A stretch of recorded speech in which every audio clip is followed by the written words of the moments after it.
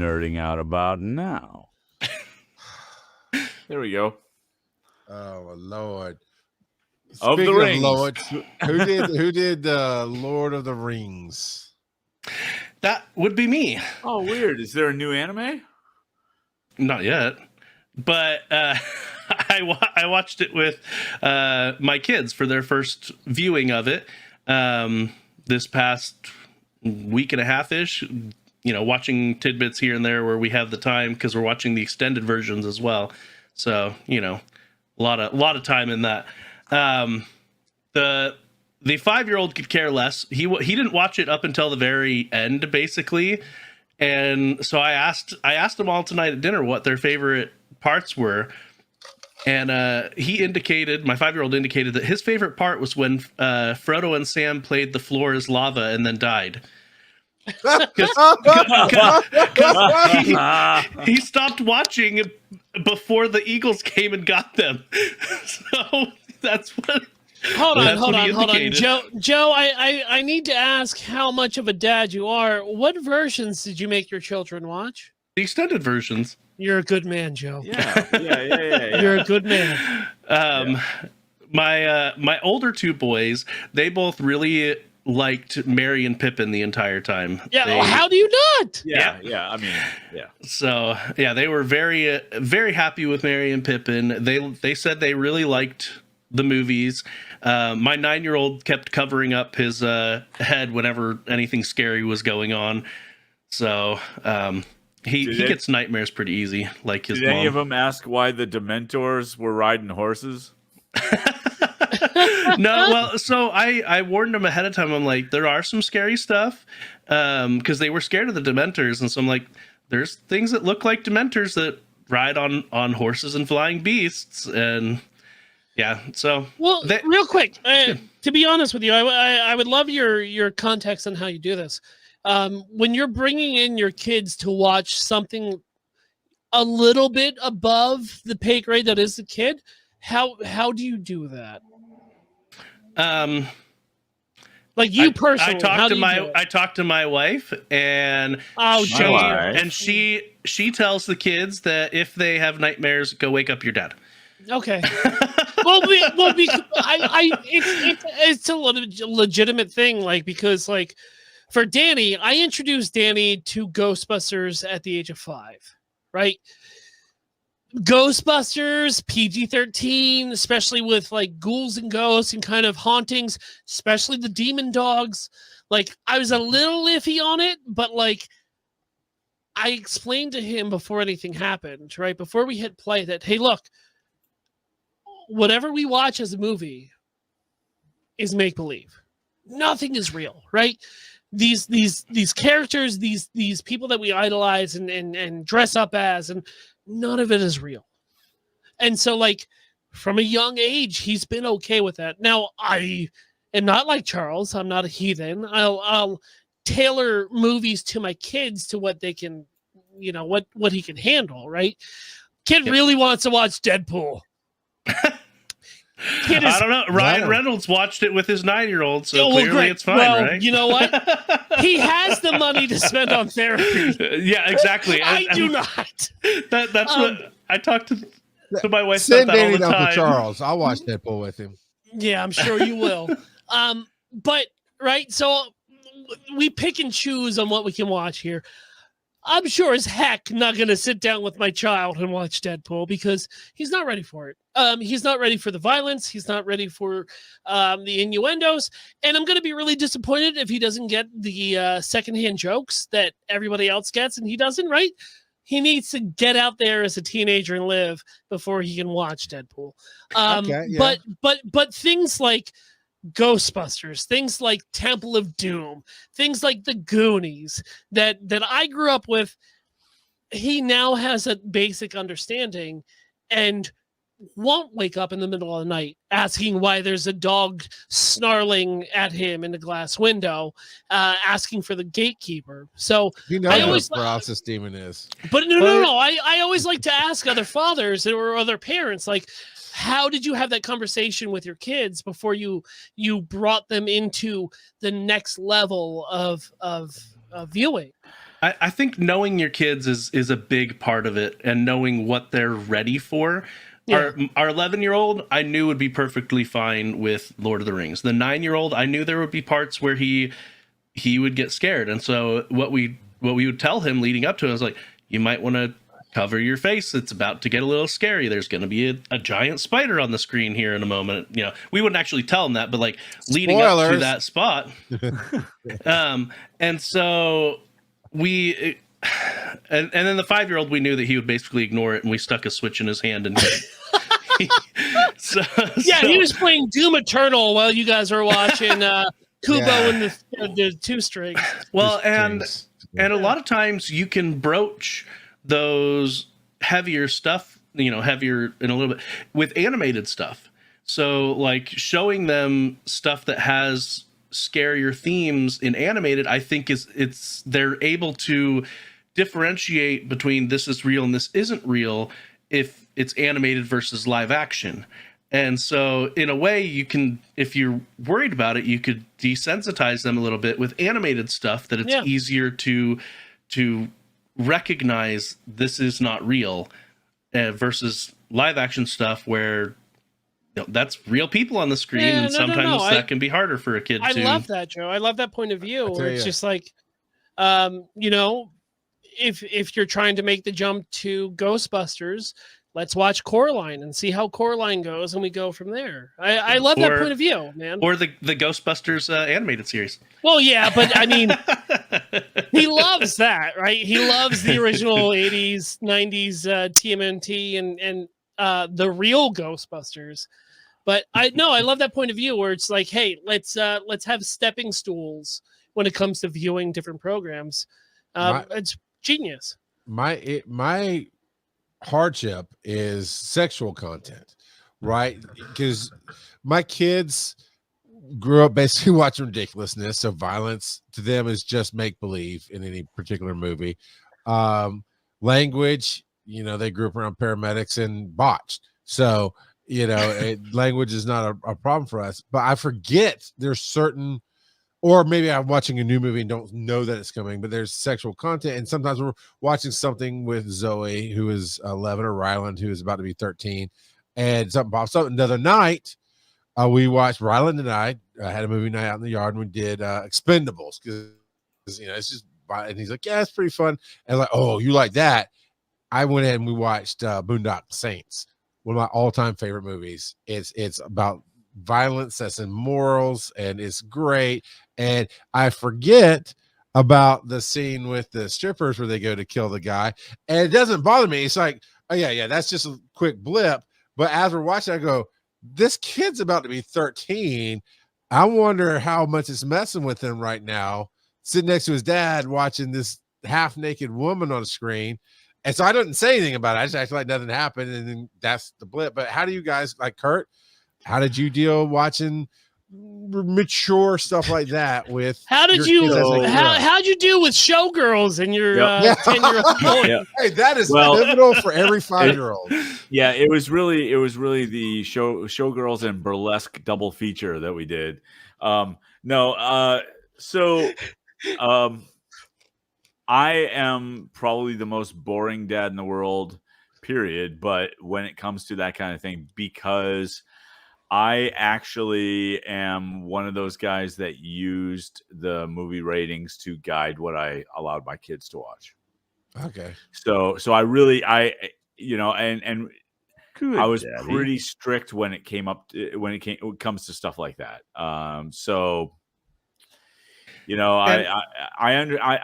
judge no one, but that's just the way that we did things. And we've mentioned this on the podcast before, but type in whatever show you're doing and write IMDb Parents Guide, and it's going to give you spoilers, so that's there if you don't want to preview it ahead of your kids, but it will tell you people go in there and break down. It says this curse word this many times. It has these scenes of graphicness, and it's glorious because for Thanksgiving, we sat down as a family and watched Planes, Trains, and Automobiles, right? And I did my research because yes, it's a rated R movie, But why is it rated R? And there's one little scene at a rental car where language gets a little four-lettery. Yep. Right. And so for me, my kid corrects me on my language constantly. Right. He says, Daddy, these are not the correct words. We talked about this last time I was here with my driving and my hand gestures and everything. Because for me, Daddy's he right. was signaling Don't ride whether with he was Phil. turning right or left. Don't ride with Charles, Phil. Phil is a driving demon. Oh, I'm very angry constantly. Go, But Merv. Charles, where we differ, right? Because my whole thing is like, with violence, I'm more strict on. Okay. Once we get there, because we're not there yet, but like with any kind of nudity or sexuality on that, I'm not going to have a problem with it because I want it to be more of like a talkable moment, right? I don't want to stigmatize either or nudity or lovemaking scenes or anything like that because it is part of being a human, right? Being violent's not part of a human. It's a reaction that we have when we're too angry. But like I've been raised and talked about like the demonization of something only perpetuates that behavior. Oh yeah. So the more that I can like educate my own kid is where kind of the road I'm going to lay, right? That's why, I'm not going to go out and be like, hey, Dan, you ready to sit down and watch Wild Things with your old man? Right? The piranha. No, I'm never going to do that. But if there's a scene like in the movie Across the Universe, right? It's a Beatles musical, right? Great. There's a scene in there where there is a topless lady being painted, right? I'm not going to shield that or throw a blanket on the television as we're watching that. There may be a conversation about why that scene's in the movie, but I'm never going to be the one to demonize that. But I'm more likely to demonize the violence and have a harder kind of discussion about violence. And that's my own point of view on parenting, and that's great. You're also probably not going to draw attention to it when it's on the screen. No, I won't. It'll just be there, and I hope it plays out right. He'll see that somebody is on the screen, and the other person in the scene with them is painting them, and I just want it to be a natural thing. Yeah. Where my parents grew up, just like Shield. Well, yeah, Ace Ventura, Pet Detective. There's a lot of scenes that was just like shocking to my parents because they didn't. At that point, we didn't have any way to research what was in this movie. Right.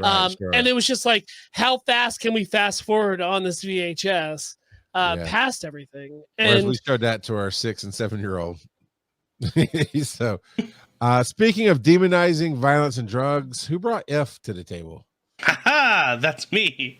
I brought that to the table as well. So many. Things. So this past week, Walmart Plus had a 50% off deal, so we upped it again, like I had talked about months ago, and it came with Paramount Plus. And so we were looking at Paramount Plus, and If was available to watch, and so we watched it with our boys. It's very good. It's a very good movie.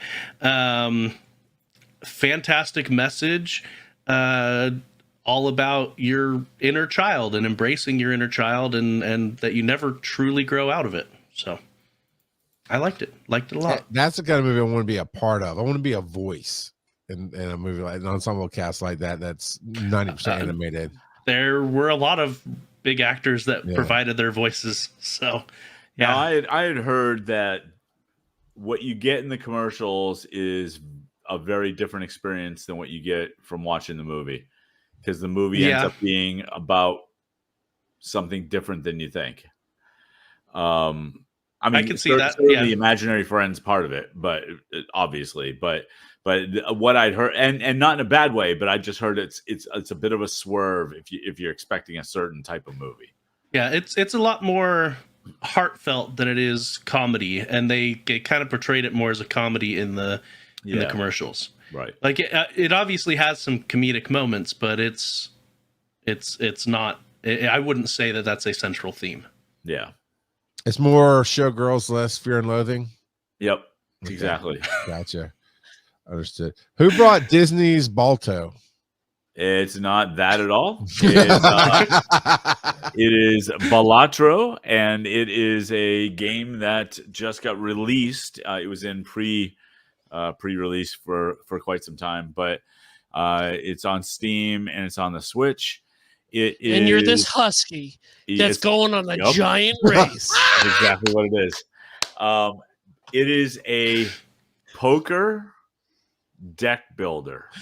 What? Oh, that's right. We talked about this in the Pro Migos chat. It's a poker deck builder roguelike. Whoa! Okay, I hate Literally hitting roguelikes. all my buttons are being pushed right now. And I'm gonna tell you, I've put in way too much time on this thing. Roguelikes, It literally is, you have a deck of cards and they get dealt out and you make the best poker hand to score points. Cool, great, right? Except there are jokers, and the jokers are modifiers. And you spend cash that you earn through the game.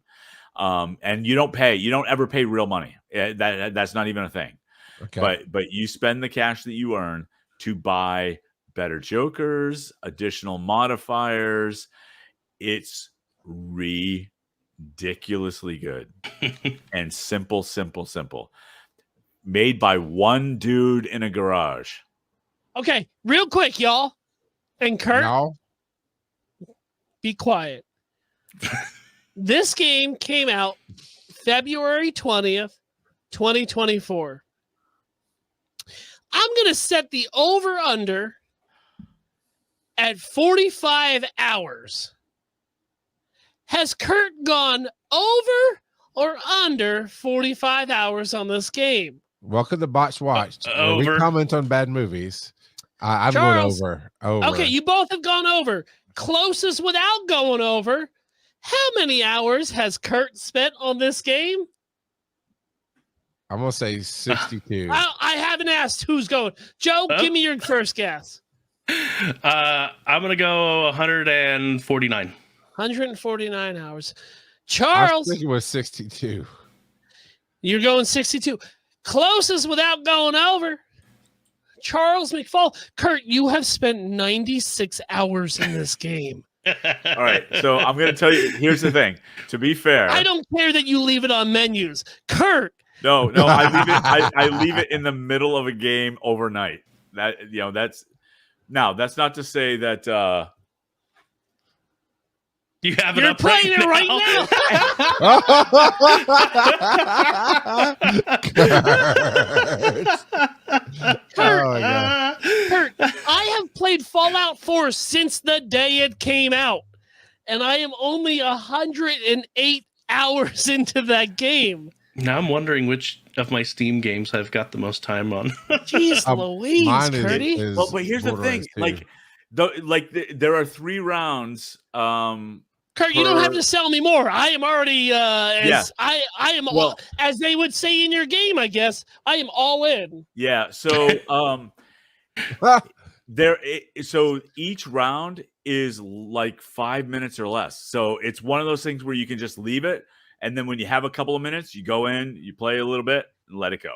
Question: Steam only, or is it also on cell phones? It's on the Switch and Steam. Yes. I can play it on bathroom time. Yeah, you could. Yeah, you could. Wait, hold on. Do you have them on both? No, not yet, but I'm probably going to end up buying it. And it's $15. Yeah.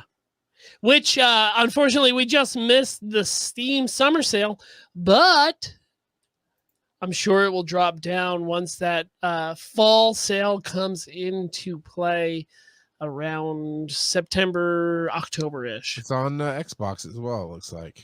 Game Pass or just regular? Oh, was that just regular?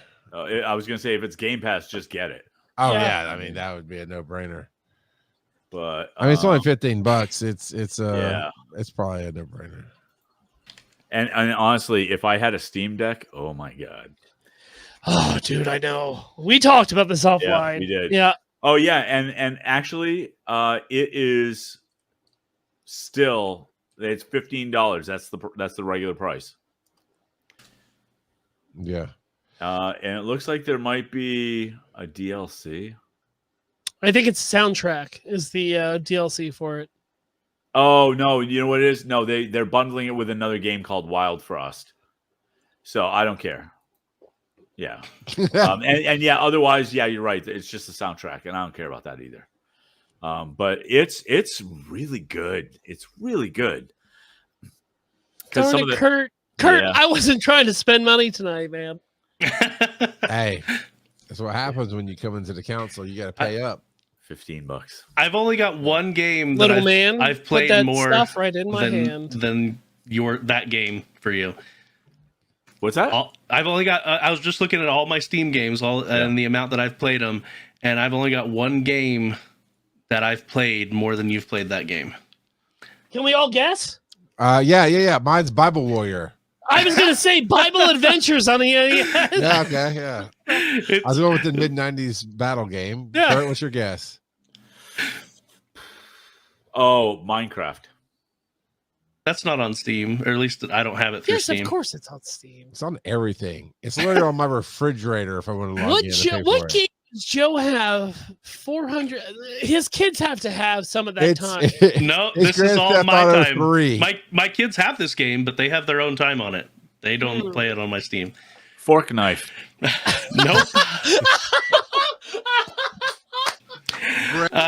I doubt you guys are gonna get it. You want me to just say it? No, Yeah. I would like to. It's Doki Yes, Doki Panic. we have been doing this an hour and a half. I'd like Oh, to see you say it. DDLC. It's Doki Doki Literature Club. That's what it is. It's Bloons TD6. Okay, Oh, okay, balloons, cool. dude. That's No, fair. that's though. cool. That's Yeah. fair. Yeah. Fair enough. I put By the in way, way too much time on balloons to like 62 hours, 3. though. 462 hours, though. That's a lot of toilet time, my friends. Oh, poor This Kelsey. I play on the computer, not on Sure. the toilet. Kelsey's Well, the if one you that have got it Netflix. for him. Probably. I think I bought it one time when it was on sale for like $1 or something. Well, if you have Netflix, you can get it for free on your phone. That's true. I don't know how. Actually, that doesn't include the time that I've played the phone version. He has it. No, I totally get it. He has it up while he works. Yeah. That is accurate. I do. So there is a lot of time where it just sits there and does nothing, kind of like Kurt. I just had a friend in chat text me that they have 795 hours in Dead by Daylight. Oh my Wow. god. Woo! How do you find your most hours in a game? I don't know. I just clicked on each one and looked. Yeah. I would have to guess mine is Borderlands 2. I mean, that's the game I've played through Steam like nobody's business, really. Yeah, I've got a few games where I've got the 50 hour mark. Yeah, I got 160 hours in Borderlands 2.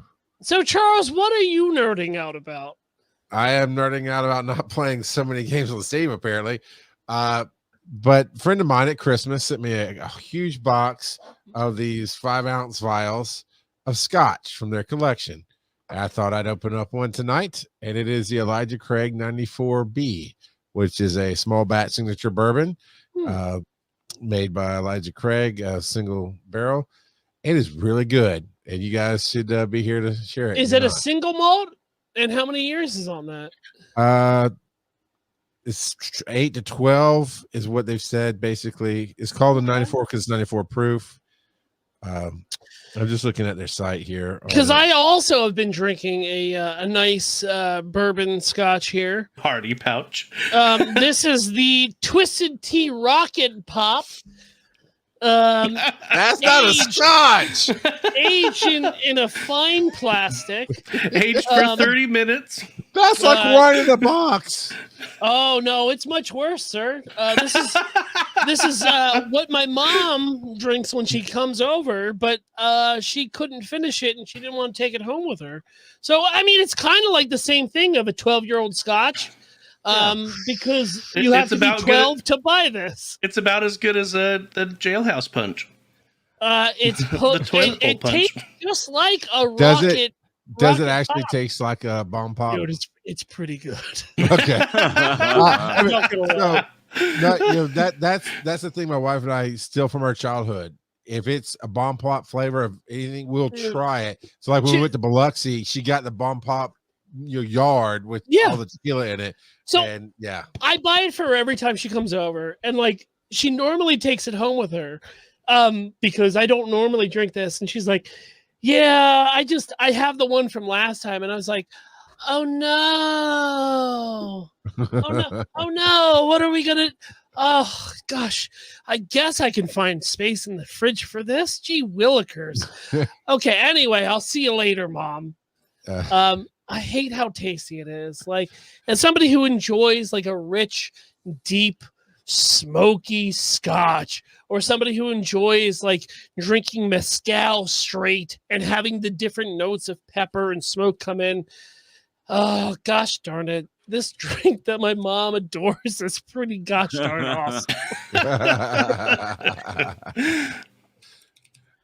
Drink responsibly. So who brought up? That's me. So real quick, I just wanted to nerd out on Tony Hawk Pro Skater. It's been great, right? So like I grew up on the Tony Hawk games, playing it on PlayStation 1 and then following the series to a point, but they came out with a remaster last year, and so I picked it up on the PlayStation 4, and it's kind of been like that experience in middle school or in high school where it's an arcade skater, right? You know, you only get 3 minutes on the clock to do whatever you want. Me and the child have been doing that together. Nice. So it's like he'll take first run and they have a set list of goals of what you have to do. And like he'll be like, all right, Daddy, I'm going to go after these goals. You go after these goals. And so like we'll throw the controller back and forth between the two of us. And it's been a lot of fun.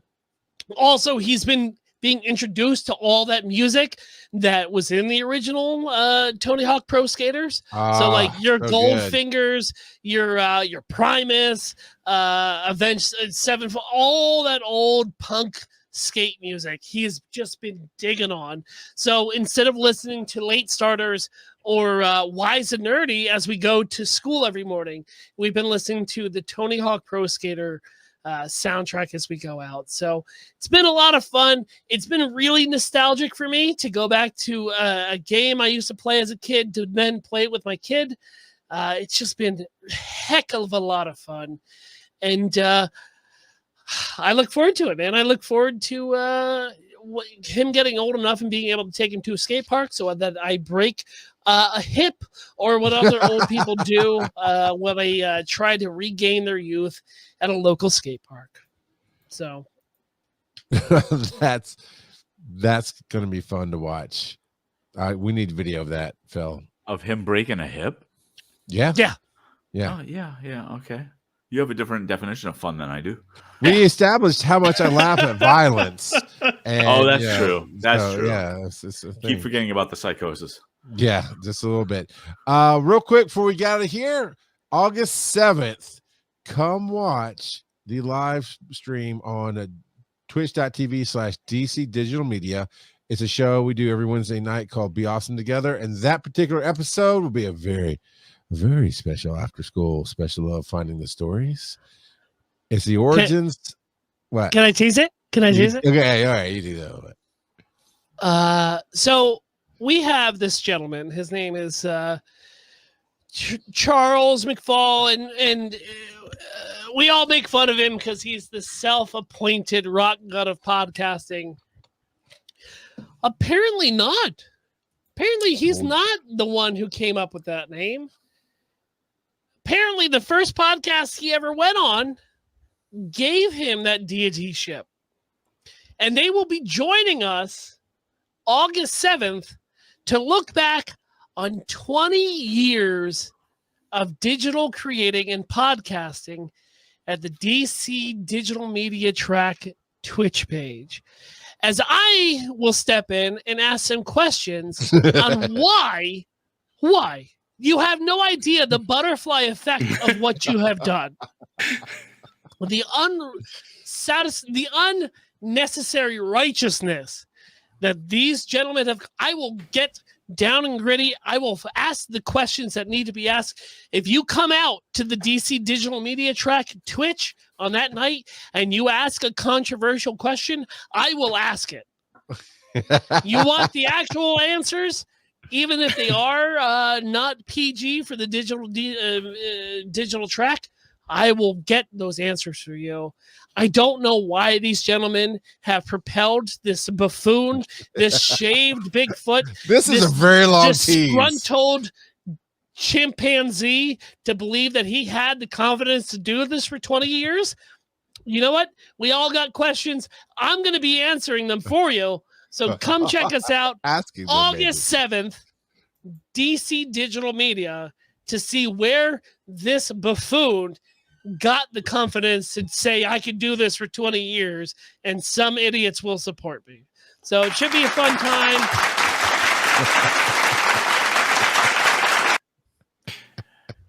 It's going to be amazing. Andy and Randy of Two Guys, One Brain. They really are my podfathers, and without them, there would not have been 20 years of this. Which is why I want to ask them, why did they do this?